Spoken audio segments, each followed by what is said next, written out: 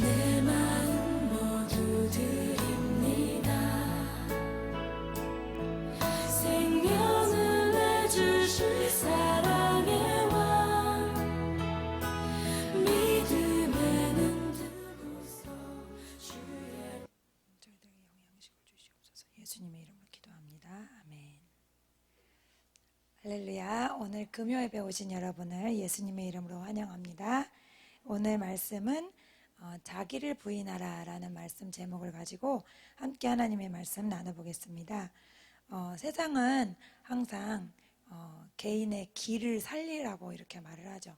네가 원하는 꿈을 이루고 너가 하고 싶은 것을 하고 이렇게 가르칩니다. 아이들에게도 그 기가 꺾일까봐 혼내지 않는 부모도 있고요.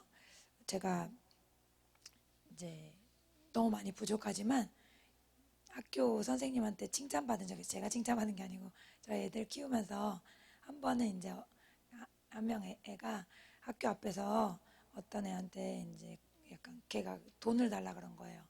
그랬는데 제가 선생님한테 걔가 사과할 수 있게, 그러니까 얘가 잘못했다는 걸 가르쳐 달라 그랬거든요. 그러니까 우리 애한테 한 게 잘못한 행동이라는 걸 꼭 가르쳐 달라 그랬어요.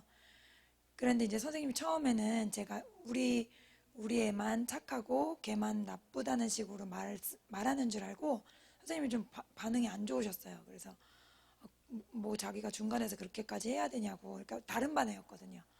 그런데 제가 이제 좀 집요하게 걔가 잘못했다는 걸 꼭 알게 해달라고 그렇게 했더니 결국에는 이제 선생님이 얘기를 잘 해가지고 그 아이가 자기가 그런 나쁜 일을 했다는 거를 인정을 했대요.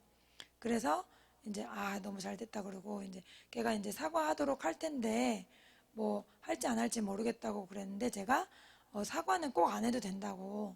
그래서 선생님이 갑자기 놀라는 거예요. 어머니는 그럼 딸한테 사과 받는 게 목적이 아니었어요? 이러는 거예요. 그래서 전 그게 목적이 아니에요.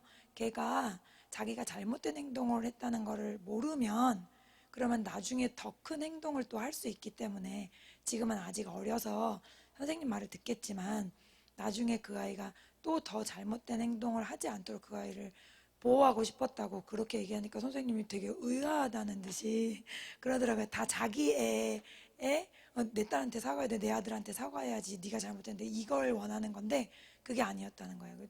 또 한 번은 이제 저희 애가 좀 말썽 피우다가 다른 애를 넘어뜨렸는데 그 선생님이 이제 이마저마해서 중간에 중재하셨다 이런 얘기를 하셨어요. 근데 이제 제가 듣다가 어떻게 그럴 수가 있냐고 그 어머니 전화를 알려주시면 제가 사과드리겠다고 해서 사과를 드렸거든요. 그랬더니 그 선생님이 되게 놀라시는 거예요. 보통 이런 경우에 진짜 잘못한 사람 학생 엄마도 잘못을 인정 안 하는 경우가 많다 그러더라고요. 그래서 선생님이 놀라셨고 또 그 엄마도 더 감동하셔가지고 오히려 지금 잘 지내고 있어요, 그 친구랑. 그러니까 요즘 그 부모님들 세태가, 세상의 그 흐름이 내 자식은 잘못한 게 하나도 없고 그리고 너무너무 옳았는데 다 남의 자식 때문이다라는 그런 걸로 내 아이의 길을 세워준다는 그런 생각을 갖고 있는 것 같은데 그게 이제 세상적인 사고방식이라는 거죠. 나를 더 높여주고 나의 꿈을 이루고 내 뜻을 실현시키고 나는 항상 옳고 이런 사고방식이 다 세상으로부터 온 거고 예수님은 반대로 얘기하십니다. 오늘 말씀 프린트를 볼게요. 첫 번째 말씀을 보면 주님이 이렇게 말씀하세요. 이에 예수께서 제자들에게 이르시되 누구든지 나를 따라오려거든 자기를 부인하고 자기 십자가를 지고 나를 따를 것이니라. 아멘. 누구든지 나를 따라오려거든 자기를 부인하라. 자기를 주장하지 말고 자기를 부인하라는 거예요. 반대인 거예요, 세상과. 그런데 어떤 사람은 이 말씀을 보고 또 예수께서 제자들에게 이르시되 라고 말했다고 제자들한테만 말씀하신 거라는 거예요. 그래서 우리 같은 보통 사람들은 이렇게 안 해도 되고 제자들이나 그 순교할 신앙을 가진 그런 특별한 사람들이나 이렇게 자아를 부인하는 거지 다른 사람들은 부인하는 게 아니다 이렇게 해석하는 분들도 있거든요. 그럴까봐 주님이 다른 말씀 해놓으셨어요. 밑에 보세요. 마가복음 8장 34절 말씀 읽겠습니다. 시작. 무리와 제자들을 불러 이르시되 누구든지 나를 따라오려거든 자기를 부인하고 자기 십자가를 지고 나를 따를 것이니라. 아멘. 여기에 뭐라고 하셨죠? 제자들에게만 말씀하신 게 아니라 무리와 제자들을 불러. 그러니까 무리라는 건 우리 일반 성도를 말하는 거예요. 그러니까 예수님을 따라오려거든 누구든지, 그러니까 예외가 있습니까? 없습니까? 없습니다. 그래서 모든 사람은 예수님을 따르려거든 나를 부정해야 되는 거예요. 그러면 나를 부정한다는 게 뭡니까? 좀 의미가 어려울 수 있잖아요. 그 나를 부정한다는 건 하나님 뜻과 내 뜻이 같이 있을 때 하나님 뜻이 항상 옳다는 것을 인정하고 내 뜻을 포기하는 거예요. 그게 자아를 부인하는 거예요. 다시 말씀드립니다. 하나님 뜻 앞에 내 뜻은 옳지 않다, 항상 옳지 않다는 것을 인정하고 그것을 실행에 옮기는 것을 말합니다. 이사야 55장 9절 말씀 읽겠습니다. 이는 하늘이 땅보다 높음같이 내 길은 너희의 길보다 높으며 내 생각은 너희의 생각보다 높음이라. 아멘. 그래서 우리가 하나님이 어떤 분인지 한다면, 하나님이 얼마나 높고 나를 창조하신 위대한 분인 줄 안다면 하나님의 뜻과 내 뜻 사이에서 항상 하나님의 뜻을 선택할 수 있어야 된다는 거죠. 그것이 바로 자기 부인입니다. 내가 원하는 게 있잖아요. 그런데 그것은 하나님의 뜻에 비해서는 결코 어떤 고려돼야 될 상황이 아니어야 된다는 거죠. 로마서 8장 13절에 이렇게 말씀하십니다.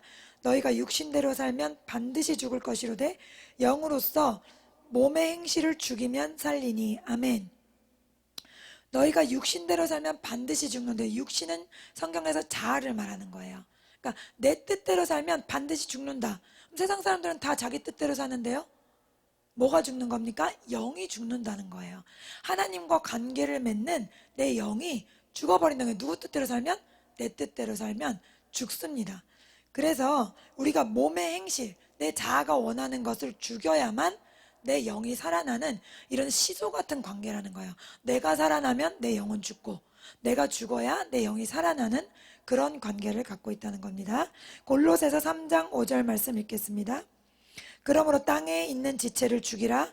곧 음란과 부정과 사욕과 악한 정욕과 탐심이니 탐심은 우상숭배니라. 아멘. 쉬운 성경으로 다시 한번 읽습니다. 여러분의 생활 가운데 죄악된 것은 다 버리십시오. 성적인 죄, 악한 행동, 나쁜 생각, 지나친 욕심 등은 하나님 이외의 것들을 더 소중히 여기는 마음가짐입니다. 특히 탐심은 우상숭배입니다. 아멘. 네, 그래서 땅에 있는 지체를 죽이라 라고 말씀해. 땅에 있는 지체가 또 자아를 말하는 거예요. 그래서 우리는 그것을 반드시 죽여야 됩니다. 예수님이 십자가에 죽으심으로 우리가 똑같이 장사되었다 그랬거든요. 그런데도 우리가 그 믿음을 취하지만은, 그것이 우리 안에 이미 들어와 있지만은 자꾸 옛 자아가 살아나서 우리를 지배하려고 하거든요.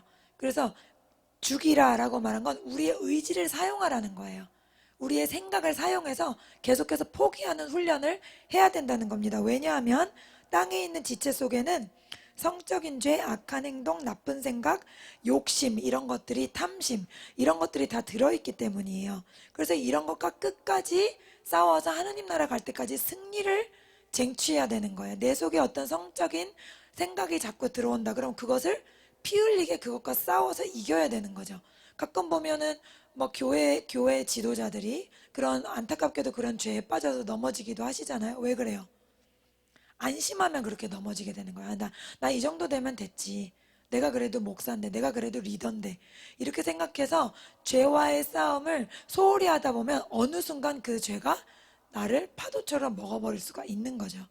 그래서 이 지체를 죽이는 것이 하나님의 뜻입니다. 그리고 또한 뭐라고 말씀하세요?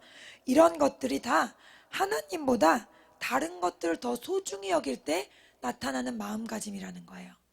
그래서 이런 죄된 마음, 자아가 갖고 있는 욕심과 성적인 쾌락과 다른 어떤 나쁜 마음들이 다 하나님께 집중하지 않고 하나님보다 다른 것들을 더 사랑할 때 내 마음에 들어오는 어떤 오물 같은 거라는 거죠. 내 초점이 잘못되어 있기 때문에. 내 초점이 잘못되면 어떻게 됩니까? 내가 예수님께만 집중을 해야 되는데 내 초점이 다른 데로 가는 거예요. 예수님 아닌 다른 곳? 그러면 마귀에게 틈을 주는 것이 되는 거예요. 그 틈을 통해서 오물이 들어오게 되는 거예요. 이런 나쁜 생각과 악한 것들이 우리를 먹어버리게 할 수가 있습니다. 또 주님은 말씀하십니다. 마태복음 16장 25절 말씀, 누구든지 제 목숨을 구원하고자 하면 잃을 것이요 누구든지 나를 위하여 제 목숨을 잃으면 찾으리라. 아멘. 여러분, 성경은요 지금 계속 읽고 계시지만 세상에서 가르치는 인본주의라고는 털끝만큼도 찾아볼 수가 없어요. 주님은요 계속해서 우리의 자아를 죽이라고 하시고 우리의 육신을 십자가에 못 박으라고 하시고 목숨을 구원하지 말라 그러세요. 목숨을 구원한다는 건 내가 내 살 길을 찾는다는 거예요. 내가 내 목숨을 부지하려고 애쓴다는 거예요. 그렇게 하지 말라는 겁니다. 그래서 내가 내 주인이 돼서 잘 살아보려고 애쓰면 애쓸수록 어떻게 돼요? 내 목숨은, 실제 목숨은 사라진다. 실제 목숨은 다시 영적인 생명을 말씀하시죠. 내 힘으로 살려고 애쓰면 애쓸수록 내 영적인 생명은 나와 멀어지게 된다는 거예요. 베드로가 예수님을 붙잡고 항변하는 장면이 있습니다. 마태복음 16장 21절에서 22절, 예수님께서 십자가에 달려 돌아가실 것을 얘기하는데 베드로가 아닙니다 주님 이렇게 말리죠. 같이 한번 읽겠습니다. 이때부터 예수 그리스도께서 자기가 예루살렘에 올라가 장로들과 대제사장들과 서기관들에게 많은 고난을 받고 죽임을 당하고 제3일에 살아나야 할 것을 제자들에게 비로소 나타내시니 베드로가 예수를 붙들고 항변하여 이르되 주여 그리 마옵소서, 이 일이 결코 주께 미치지 아니하리이다. 아멘. 우리 생각으로는 베드로가 예수님의 1번 제자이기 때문에 예수님을 인간적으로 생각해서 이렇게 말린 것 같잖아요. 그런데 이 말씀을 영어 성경에 보면요, 베드로가 예수님을 꾸짖었다고 되어 있어요. 베드로가 꾸짖다는 말에 rebuke라는 단어가 써 있거든요. 그래서 베드로가 예수님을 어떻게 꾸짖어요? 그러니까 베드로가 자아를 통해서 예수님한테 뭔가를 얘기하려고 할 때 악한 영이 그에게 틈탔다는 거예요. 그래서 감히 사람이 어떻게 예수님을 꾸짖겠어요? 그 안에 예수님을 꾸짖은 건 그 순간 그를 사로잡은 악한 영이었던 거죠. 그가 자아를 가지고 주님께 나아갔기 때문에. 그랬더니 예수님 뭐라 그러세요? 사탄아 내 뒤로 물러가라. 너는 나를 넘어지게 하는 자로다. 주님은 물러가라 그러시죠. 내가 하나님의 일을 생각하지 않고 도리어 사람의 일을 생각하는도다. 사탄의 일이요, 주님 말씀하시길 하나님의 일을 생각하지 않는 것, 그리고 사람의 일을 생각하는 것, 그것이 바로 사탄의 일이라는 거예요. 다시 말합니다. 하나님의 일을 생각지 않고 내 일을 생각하는 것. 예를 들어 교회 봉사를 해야 돼요. 하나님의 뜻은 명백하게 이거다라고 할 때 그때 나는 이거를 해야 돼. 그래서 내가 내 것을 선택하려고 고민하는 그 순간 자체가 어떤 거예요? 사탄에게 틈을 주는 순간이라는 거예요. 이해하셨어요? 그러니까 하나님의 뜻 앞에 내 뜻을 내놓고 거기서 막 이렇게 어떻게 하지? 하는 그 순간 자체가 어떤 순간? 사탄에게 틈을 주는 순간. 거기서 사탄이 여러분을 사로잡고 거기서 하나님의 뜻이 이루어지지 않게 할 수가 있다는 겁니다. 그래서 예수님이 베드로에게 사탄아 이렇게 말해서, 아니 제일 사랑하는 제자에게 어떻게 그렇게 사탄이라고 그럴 수가 있어요? 너무하시지 않나? 인간적으로 생각하면 너무한 거고요. 성경은 인간적으로 해석하면 안 됩니다. 모든 것을 영적으로 해석해야 돼요. 성령이 쓰신 것이기 때문에 이거는 사람의 지혜와 생각으로 사람의 어떤 그런 뭐라 그러죠? 그 커먼 센스가 뭐죠? 상식, 그런 걸로 이렇게 해석을 하면 안 되는 거예요. 그래서 하나님의 일 앞에 내 일을 내세우는 것, 내 뜻을 이루려고 하는 것, 그것이 바로 사탄의 일입니다. 그러면 어떻게 자아를 부인할 수 있습니까? 이게 쉬운 게 아니에요. 우린 자아가 있기 때문에 계속해서 하나님의 뜻을 거스르게 하려고 하거든요. 첫 번째로는요, 가장 중요한 첫 단계는 거듭나야 됩니다. 사람은 자기 자신을 거스를 수가 없어요. 타고난 죄인이에요. 타고나게 나를 중심적으로 생각할 수밖에. 모든 것이 팔이 안으로 굽잖아요. 팔이 바깥으로 굽습니까? 아무리 노력해도 팔은 바깥으로 굽어지지가 않아요. 나는 나 중심적인 사람으로 태어났단 말이에요. 그런데 어떻게 날 부인하겠어요? 오직 성령이 내 안에 오실 때만 내가 부인될 수 있는 겁니다. 할렐루야. 주님이 이것을 이루시려고 4,000년간 노력하셨어요. 창세기부터 말라기까지 너무너무 슬픈 하나님의 어떤 사랑의 편지예요. 예수님을 보내신다고 창세기 약속하셨지만 예수님 보내는 게 쉽습니까? 자기 자신이 직접 내려와서 잔인하게 채찍 맞고 창에 찔리고 침뱉음 당하고 수염 뜯기고 온갖 모욕을 다 당하고 고통을 다 당해야 돼요. 그게 쉬운 거냐고요, 하나님 입장에서. 그게 쉬운 거면 예수님이 왜 이 잔을 내에게서 옮겨달라고 기도하셨겠어요? 쉬운 게 아닙니다, 하나님이라도. 그렇게 된 하나님은 4,000년 동안 인간들에게 다양한 실행을 하신 거예요. 이렇게 하면 나를 섬길까, 얘네들이? 이렇게 하면 나를 사랑할까? 달래보기도 하고 세상적인 축복을 충분히 주기도 하고 노예에서 건져주기도 하고 기적을 일으키기도 하고 홍해를 가르기도 하고 또 선지자들을 보내서 그게 아니다 얘기하기도 했는데 아무리 해도 말을 안 들어요. 아무리 해도 너의 창조주 하나님 한 분만 섬기라는 그 간단한 명령, 그걸 못 지켜요. 그게 바로 우리입니다. 그래서 주님이 마지막으로 바벨론의 포로로 잡혀가게 했죠. 그 다음에 슬픈 거, 70년이나 포로 생활했으면 정신 차릴 줄 알았는데 70년 포로 생활 후에도 정신을 못 차려요. 거기에서 살다가 거기서 바벨론이 아주 억압적인 정책을 핀 게 아니거든요. 일본이 우리 지배하듯이 그렇게 한 게 아니에요. 자기 문화를 다 갖게 했고 자기가 할 수 있는 재능들을 개발해서 그 사회에서 어느 정도 위치를 차지할 수 있었어요. 70년이 흐른 뒤에는. 그러니까 70년 뒤에 다시 이스라엘로 유다 땅으로 돌아올 수 있는 사람이라는 거는 굉장한 하나님께 대한 믿음을 가진 사람들이거든요. 아무나 온 게 아니에요. 근데 그 사람들이 와가지고 예배당 짓고 막 하나님 할렐루야 이러다가 조금 있다가요, 그 지도자들부터 우상숭배하는 여자들이랑 결혼했어요. 자기 부인들 버리고. 그러니까 더 이상 무슨 말이 필요합니까? 그래서 말라기 하나님이 그러시잖아요. 너희들 왜 눈먼 것을 나한테 갖고 오냐? 왜 다리를 저는 재물을 나한테 갖고 오냐? 누가 너네한테 재물 달라 그랬냐? 그러시잖아요. 그 뭐예요? 하나님이 우리한테 헌금 자체를 원하는 거예요? 헌금에 들어있는 마음을 원하시는 거죠. 하나님이 우리가 돈으로 어떻게 하나님 마음을 살 수 있습니까?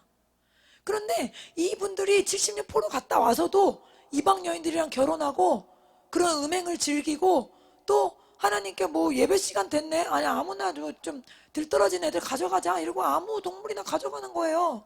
누가 하나님이 그걸 원하냐고요. 하나님 원하는 건 뭔데? 단 한 가지, 우리의 생각과 마음이 주님께 집중되는 것. 그거 하나가 안 되는 거예요. 몇 년 동안? 4,000년이나 안 됐어요. 사사기 보세요. 계속 안 된 얘기. 또 왕들 보세요. 여호와 하나님 앞에 악을 행하더라. 여호와 하나님 앞에 악을 아니 처음에 제가 읽을 때는 뭐가 계속 악을 행해? 왜 이렇게 악을 행해? 악을 왜 끊지를 못해? 그랬는데 자꾸 읽으니까 너무 슬픈 구절인 거 있죠. 이 왕도 여호와 앞에 악을 행하고 저 왕도 악을 행하고 악을 행하지 않는 왕이 한 명도 없어. 이스라엘에는 100%예요. 유다는 몇 명 있어요. 그 손에 꼽는 2-3명? 근데 그 왕들도 끝까지 온전하진 않았어요. 아사 왕도 대단했지만 마지막에 발에 병 났을 때 어떻게 했어요? 하나님 찾지 않았죠. 그래서 죽었잖아요. 또 히스기야도 마찬가지고요. 병을 낫는 기적을 체험한 다음에는 자기 다 낫다고 사람들 불러가지고 열어가지고 금 방패랑 막 자기 갖고 있는 거 다 보여주고 하나님이 주신 거 하나님이 예배 쓰는 것들을 다 자랑하고 그랬잖아요. 그러니까 결국에는 아무도 없는 거예요. 아무도 없어요. 하나님이 이 아무도 없다는 것을 아시고 나서는 말라기부터는 아무 말도 안 하시죠. 그리고 하나님은 하나님의 일을 계획하세요. 그게 뭐예요? 예수님이 오실 만한 상황과 환경을 만드는 거예요. 여러분 왜 예수님이 로마 시대 죽으시는지 아세요? 로마가 전 세계를 장악해서 도로를 다 뚫어놨어요. 그래서 거기서 복음이 전파되면 전 세계로 나갈 수 있는 거예요. 바울과 그 전도하는 분들이 어떻게 됐어요? 여기 갔다가 저기 갔다가 막 왔다 갔다 하잖아요, 배로. 그게 다 수로랑 육로가 원활하게 뚫려 있기 때문이에요. 하나님은 그런 것들을 역사적으로 다 준비하고 계셨어요. 그리고 차근차근 구약에 약속하신 바로 그대로 정확하게 예수 그리스도를 보내신 것입니다. 할렐루야. 예수가 죽으셔야 우리 안에 성령이 오실 수 있어요. 왜? 우리가 죄가 있는 채로는 하나님을 섬길 수 있는 능력이 없는 거예요. 우리가 죄가 있는 채로는 아무리 하나님이 잘해주고 아무리 하나님이 혼을 내도 말귀를 알아들을 수가 없어요. 주님이 뭐라 그러십니까? 저희가 들어도 알지 못하고 보아도 보지 못하고 이 말씀 하시잖아요. 처음에 저는 그게 무슨 말인 거죠? 왜? 아니 봤는데 왜 못 봐? 들었는데 왜 못 들어? 그게 무슨 말이야? 아무리 선지자를 통해서 들어도 이해를 못해. 아무리 기적을 보여줘도 그때뿐이야. 솔직히 홍해 기적 같은 기적이 어디 있습니까? 뭐 그거 보여주면 우리가 진짜 평생 하나님 잘 섬길 것 같잖아요. 근데 그거 보여줬어도 소용없었어요.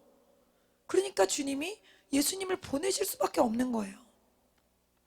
그래서 예수님이 오셔서 그렇게 몸짓고 자기 몸을 휘장으로 찢으시고 우리를 하나님 만날 수 있게 길을 열어주신 거죠. 할렐루야. 그래서 우리 죄가 완전히 말갛게 씻어졌을 때 성령이 오실 수 있는 거예요. 성령은 거룩한 영이기 때문에 더러운 곳에는 가실 수가 없잖아요. 그러니까 우리가 완벽하게 깨끗하게 돼야만 성령이 오실 수 있는 거거든요. 그래서 예수님이 죽으셔야 되는 거예요. 그러니까 이 일을 주님께서 하셨기 때문에 우리가 성령 안에, 즉 거듭나야 이 완악한 자아를 그나마 이렇게 통제할 수 있는 거죠. 막 길들여지지 않은 말 여러분 어떻게 통제하는 줄 아세요? 야생 말들 있죠. 그런 말들 통제할 때요, 폭포 같은 그런 그 물살 아주 센 곳 있잖아요. 거기를 혼자 오르게 한대요. 반대로. 그래서 그 거대한 힘을 막 막아서려고 하는 그런 고난을 겪을 때 그 말이 점점 순해진다는 거예요.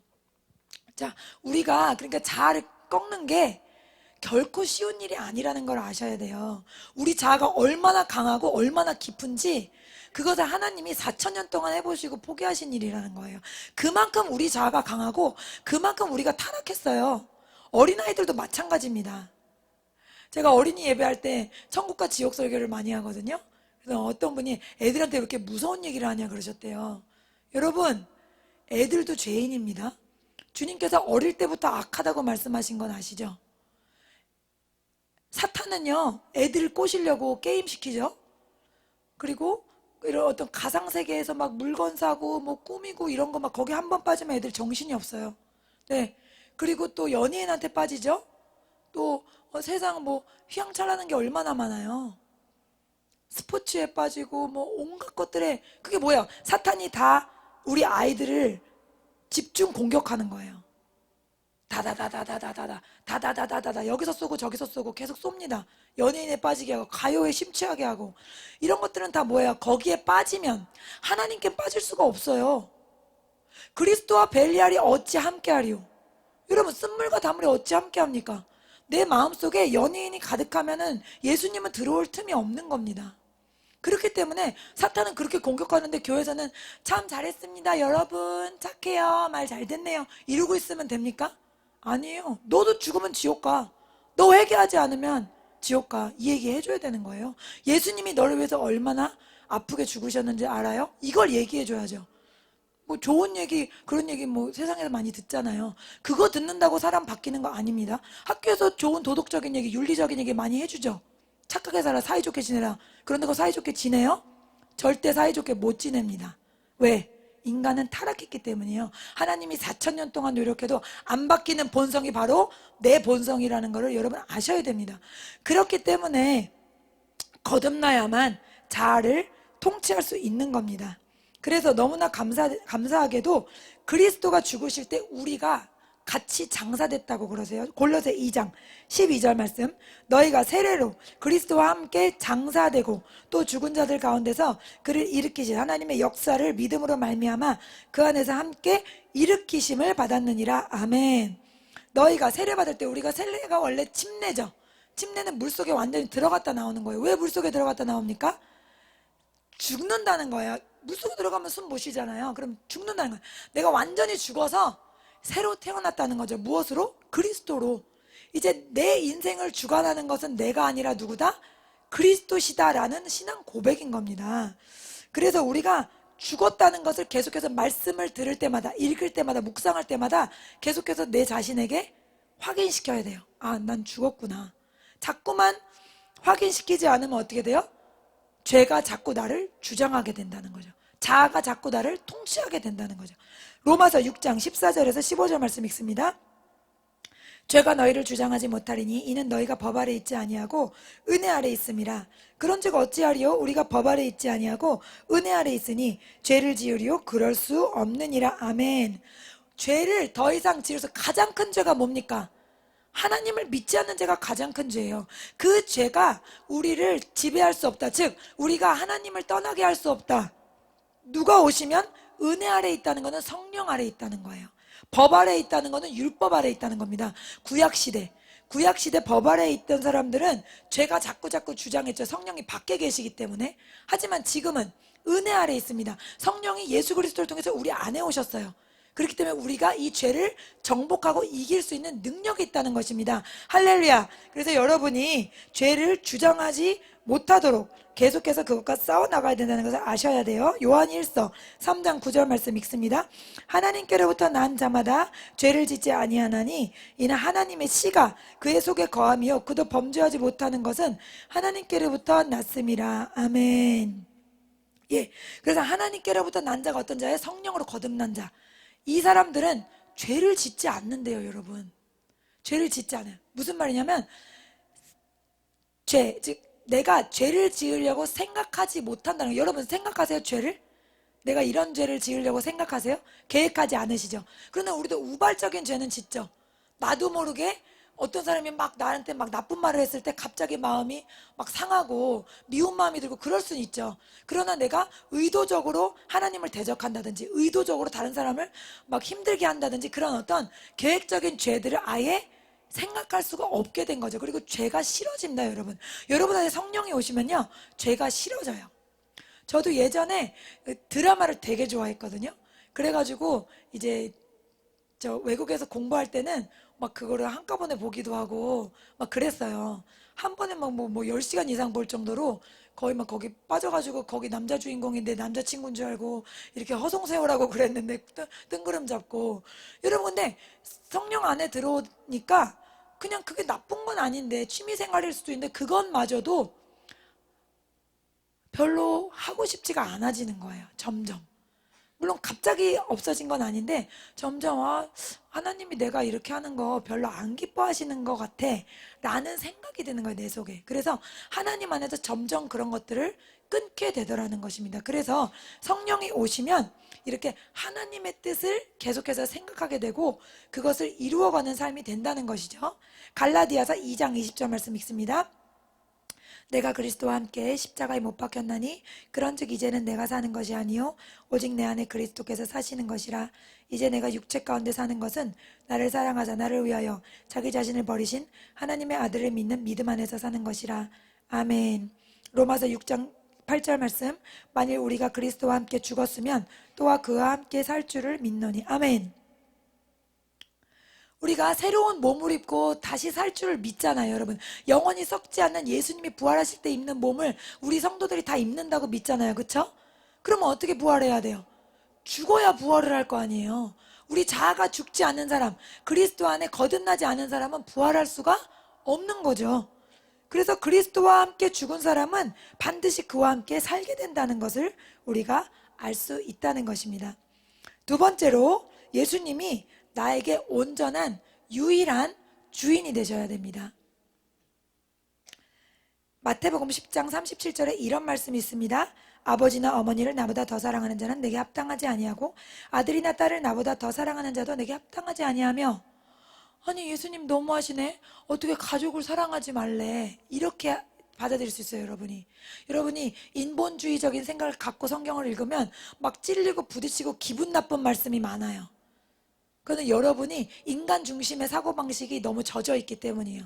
이 말씀은 어떤 가족 관계를 하더라도 그 존재가 하나님을 사랑하는 수준에 오를 수 없다는 거예요. 그 어떤 존재도 하나님과 나와의 사랑 관계에 껴들을 수 있다 없다? 없다는 겁니다. 그래서 사람은 사람일 뿐인 거예요.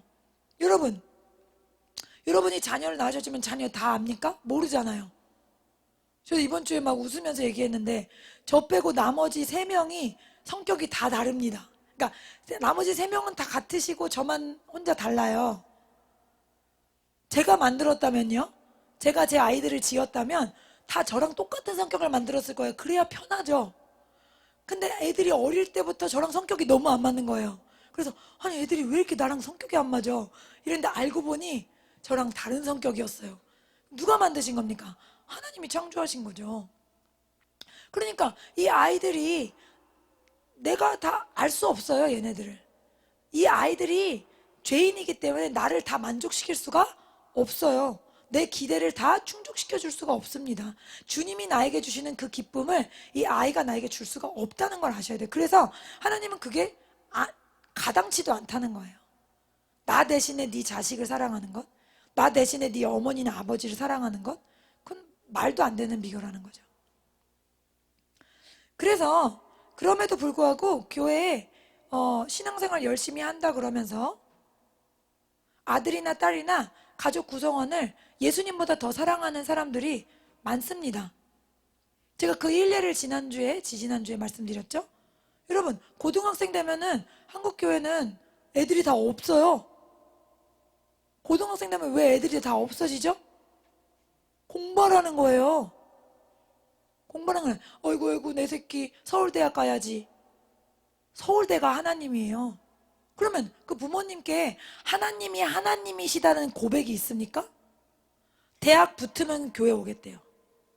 그러면 좋은 대학 붙으면은 잘난 척 하려고 잠깐 왔다가 또 안 와요. 왜? 이미 부모로부터 하나님은 하나님이 아니세요. 서울대가 하나님이에요. 대학이 하나님이라고요. 그리고 대학이 떨어지면요? 또 창피해서 안 와요. 그래서 고등학교 때부터 급감하는 이 학생 수가 대학교 그리고 그 이상까지 계속해서 연결되는 거예요. 다음 세대가 없는 거예요. 계속 다음 세대. 성인들은 많고 어르신들은 많은데 애들이 없어. 여러 가지 요인이 있겠지만 그 요인 중에 하나는 부모 세대가 하나님이 하나님 되심을 고백하지 않는 거죠. 그렇기 때문에 이런 것들이 하나님을 진노하게 하시는 겁니다.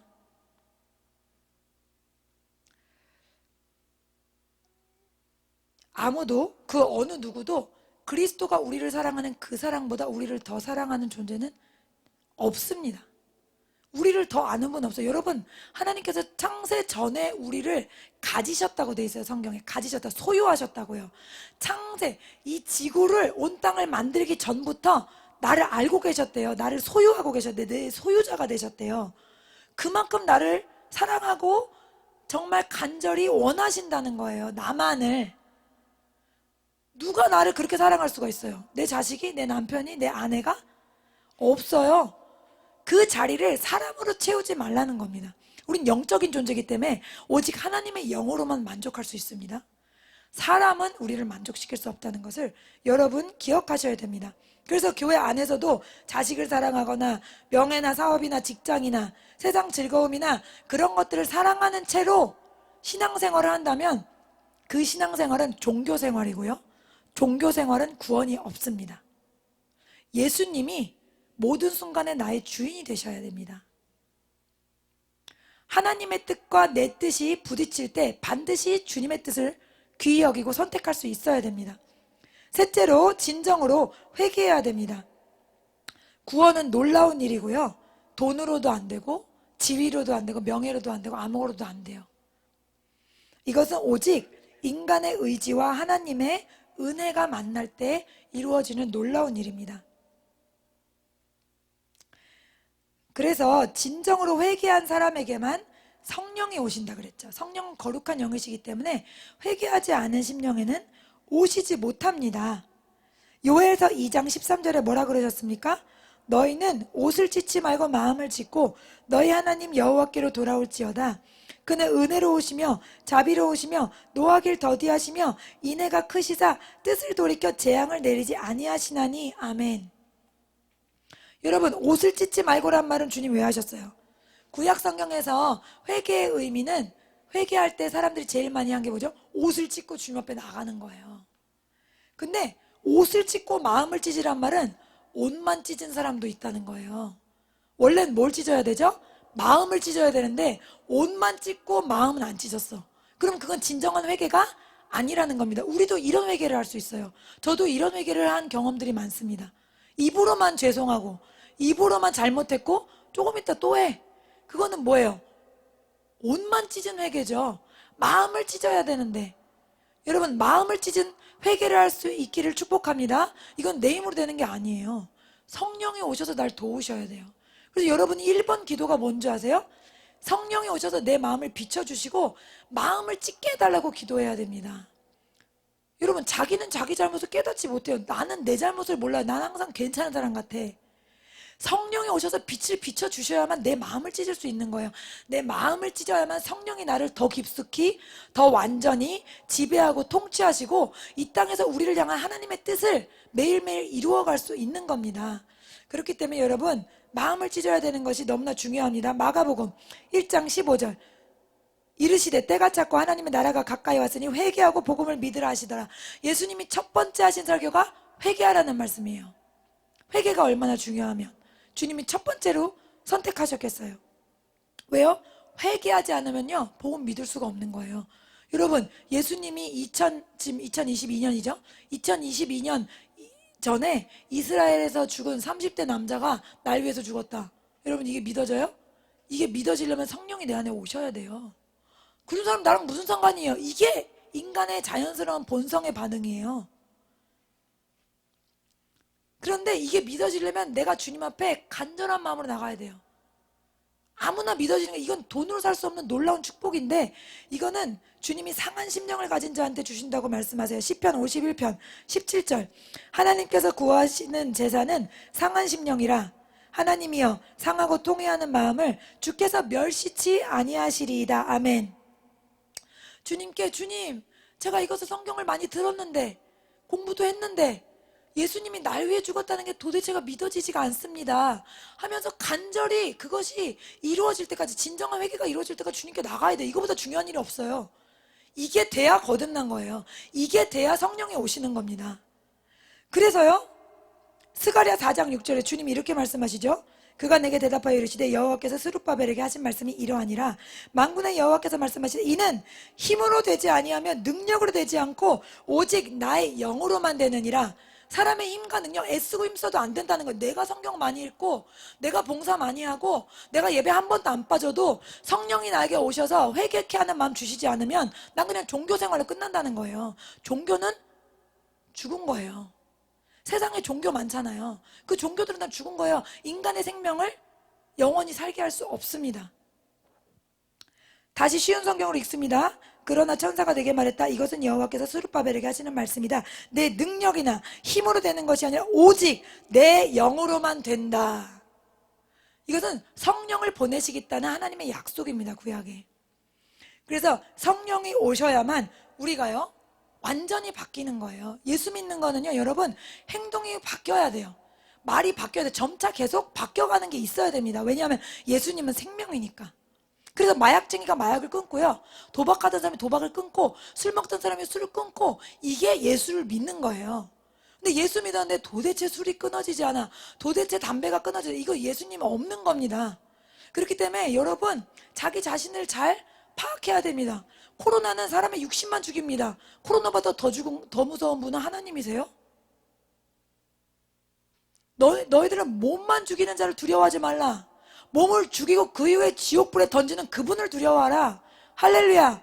여러분, 몸을 죽이는 게 두려운 게, 어차피 죽어도 다 죽습니다. 우리는 뭘 죽여야, 내가 죽은 다음에 정말 주님과 영생을 얻을 수 있는가, 그거를 고민하고 그거를 강구하고 그것 때문에 성경을 읽고. 예수 왜 믿습니까? 구원받으려고 믿죠. 열심히 교회 다니고 11조하고 봉사했는데 내 안에 예수님의 생명이 없다면 그게 말이 돼요? 그럼 가서 힌두교 믿는 거랑 뭐가 다릅니까? 얼마나 불쌍합니까? 그래서 우리가 항상 회개할 마음을 달라고 기도하셔야 되고요, 예수 그리스도가 내 죄를 위해서 죽으셨다는 것이 믿어져야 돼요. 여러분 보세요. 여러분 대신해서 어떤 사람이 차에 쳐 죽었어요. 그럼 여러분 그게 감사합니다 이러고 끝날 일입니까? 평생 그 사람 생각할 때마다 어떨 것 같아요? 정말 눈시울이라도 붉어지지 않겠어요? 예수님이 나를 위해서 십자가에 잔인하게 죽으셨는데 여러분 단 한 번도 그분 생각할 때 눈물 흘린 적 없고 마음이 찢어진 적 없고 코끝이 찡해진 적 없으면 그건 예수님이랑 여러분 상관없을 수도 있어요. 나를 위해서 트럭에 치여 죽었어도 내가 그 사람 위해서 감사하면서 막 가슴이 부들부들 떨릴 텐데 예수님이 나를 위해 직접 죽으셨다는데 어떻게 그게 아무 감동이 없을 수가 있죠? 그거는 여러분이 믿어지지 않거나 아니면 여러분 영혼이 졸고 있는 겁니다. 예수님이라는 이름만 불러도 정상적인 상태를 말씀드릴게요. 예수님이랑 나랑 긴밀한 관계를 맺잖아요. 예수님이란 이름만 불러도 막 마음이 두근거려야 돼요. 막 주님 나 위해 얼마나 사랑했어. 나 위해 십자가에 지셨잖아. 막 눈물이 나려고 그러고 이게 가장 건강한 상태예요. 저만 해도 그 상태를 놓치게 하려는 그런 영적인 공격이 굉장히 많아요. 딴 거 막 집중하다 보면 또 그 상태가 아니고 그럼 아유 주여 죄송합니다. 다시 살게 해주세요. 제 영혼 다시 살게 원합니다. 하고 다시 간구하고 그 기도만 해요. 딴 기도 안 해요. 그 상태가 좀 내 영혼이 죽게 생겼는데 남한테 전도해서 무슨 소용이 있어요. 바울이 뭐라 그랬어요? 남한테 전파한 후에 내가 버림받지 않게 원한다 그랬잖아요. 바울이 그런 기도할 정도면 우리도 그럴 수 있다는 거예요. 그러니까 남한테 전파해도 나는 정작 예수님 이름 불러도 감동도 없고 예수님 십자가 죽으신 부분 읽어도 눈물도 안 나고 마음이 찢어지지도 않고 감사하지도 않고 그러면 이건 벌써 내가 졸고 있다는 겁니다. 여러분 자기 자신을 잘 분별하시기 바랍니다. 갈라디아서 5장 24절 그리스도 예수의 사람들은 육체와 함께 그 정욕과 탐심을 십자가에 못 박았느니라. 계속해서 주님 말씀하십니다. 처음부터 지금까지 예수님의 사람들은 죽었다는 겁니다. 내 자아, 내 판단, 내 경험, 내 고집, 내 의지가 죽었어요. 그러니까 죽었다는 것을 자꾸 이 말씀에 읽게 하시는 이유가 뭐죠? 죽었다는 걸 계속해서 기억하라는 거예요. 내 자아로 하나님의 뜻을 어그러뜨리지 말라는 거예요. 나를 향한 하나님의 뜻, 그 뜻이 나를 가장 이롭게 한다는 것을 놓치지 말라는 거예요. 네 번째로 고난을 받을 때 자아가 굴복됩니다. 아까 잠깐 말 훈련시키는 것도 말씀드렸지만 고난을 받을 때 이 자꾸만 살아서 움직이려고 하는 자아가 완전히 굴복되는 거죠. 좋은 예가 누굽니까? 요셉이죠. 요셉이 언어도 모르는 곳에 갑자기 팔려갔잖아요. 그것도 형들이 팔아서. 그게 얼마나 막 트라우마예요. 더 이상 고통은 없죠. 근데 이 사람이 어떤 사람이었어요? 어릴 때? 어릴 때 어떤 사람이었습니까? 제가 읽어드릴게요. 창세기 37장 2절 야곱의 족보는 이러하니라. 요셉이 17세 소년으로 그 형들과 함께 양을 칠 때 그의 아버지의 아내들 비라와 실바의 아들들과 더불어 함께 있더니 그가 그들의 잘못을 아버지께 말하더라. 안 그래도 아버지는 자기만 사랑해. 형들은 항상 눈에 나가지고 어떻겠어요 마음이. 막 항상 막 마음이 안 좋아. 그리고 어때요? 사랑 못 받는 마음이 얼마나 괴로워요. 슬프고. 근데 그 슬픈 마음을 그냥 한 번 더 찌르는 거예요. 아빠한테 일러가지고. 그러면 형들이 아빠 자기 있는 데서 형들이 아빠가 혼낼 거 아니에요. 그럼 그거 볼 때 어떻게 생각할까요? 요셉이? 맞아. 형들은 혼나야 돼. 꺼습다. 이런 생각하고 있으니까 하나님이 요셉을 써야 되는데 자아가 너무 활개치는 거라. 그래서 어떻게 해요? 팔려버리는 거예요. 그래서 엄청난 고난 가운데 어떻게 됩니까? 나중에 완전히 거룩을 이루죠.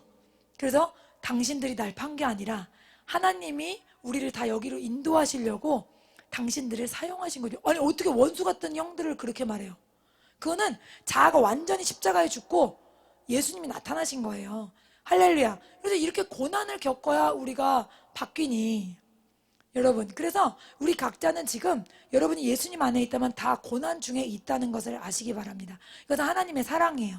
고난을 겪어서 고집을 꺾지 않으면 여러분을 하나님의 뜻대로 사용하실 수가 없는 겁니다. 여러분 3살, 4살짜리 애들 고집 부리는 애들 막 내 맘대로 할 거야, 내 맘대로 할 거야 하는 애들 내버려 두면은 걔를 어디다 쓰겠어요? 걔가 무슨 큰일을 할 수 있겠어요? 엄마 아빠 말에 순종할 수 있도록 훈련하고 길들여야 되잖아요. 그게 바로 하나님이 하시는 일이십니다.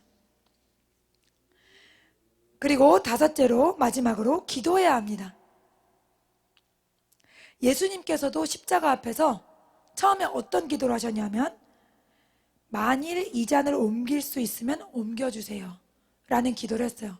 그것은 육체를 가진 예수님이 내일 당할 일을 너무나 잘 알고 계시기 때문에 혹시 다른 방법이 있으신가 하고 물어보신 거예요.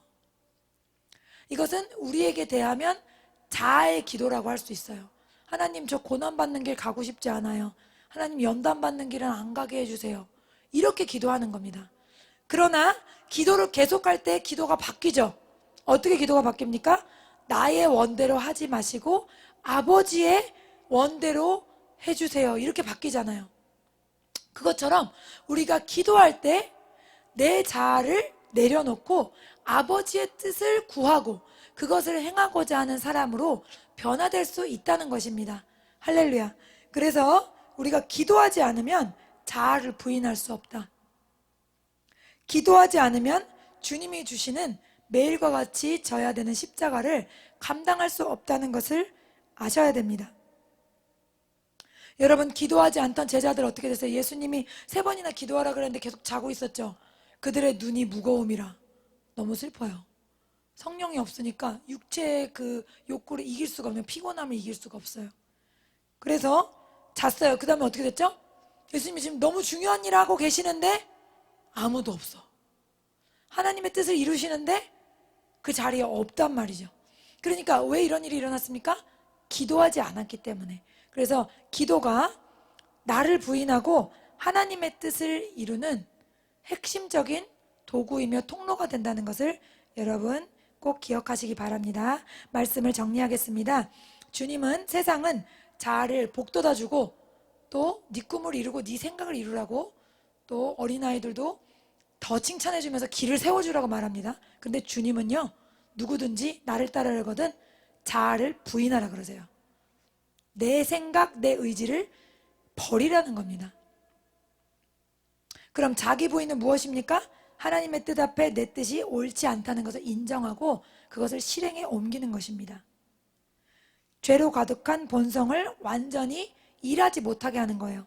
그런데 이것은 인간의 스스로의 힘으로는 안 됩니다. 그래서 첫 번째로는 자아를 부인하려면 거듭나야 합니다. 거듭나서 성령이 내 안에 오셔야만 내가 길들여질 수 있어요. 하나님의 거룩한 도구로. 두 번째로는 예수님께서 온전히 주인이 되셔야 돼요. 그것은 예수님보다 더 사랑하는 것은 이 세상에 존재하지 않다는 것을 깨닫는 겁니다.